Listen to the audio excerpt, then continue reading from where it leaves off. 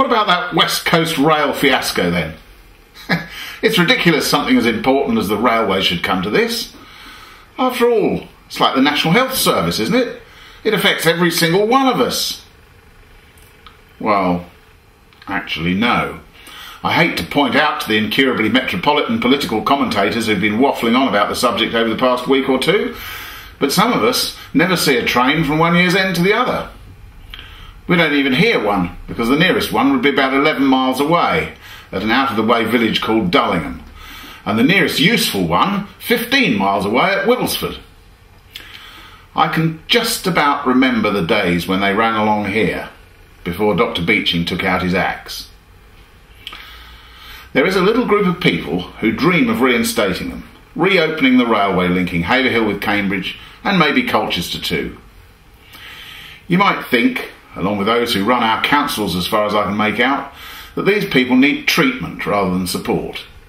After all, the cost would be immense, and it's probably completely impractical. Well, it isn't impractical, as a pre-feasibility study has already established. Whether or not it would be a viable idea still awaits further examination through a full engineering feasibility study. And the Cambridge to Colchester rail project is calling together interested parties next month to try to get some backing for it. Of course, the train wouldn't run along here.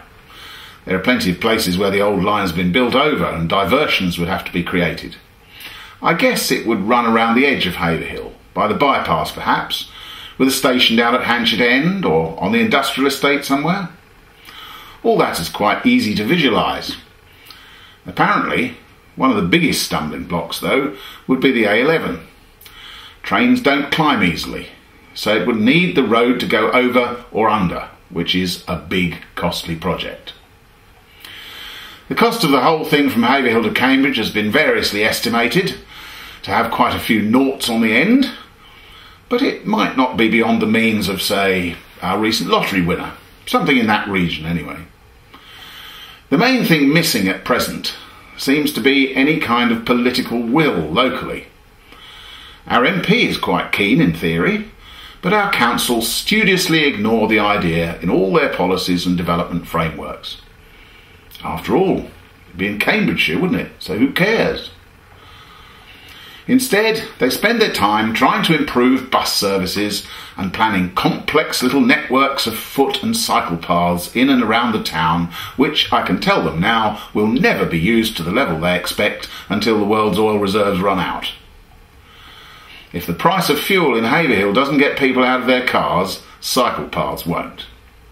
Have they seen the gradient of our hills? But sooner or later, the A1307 is going to grind to a halt, and everyone is going to ask why nobody planned for an alternative. And it's not as if our councils are unaware of public opinion on this issue. I remember one councillor telling a new MP here that if he could deliver the railway, he would be elected in perpetuity. Now, there's a challenge.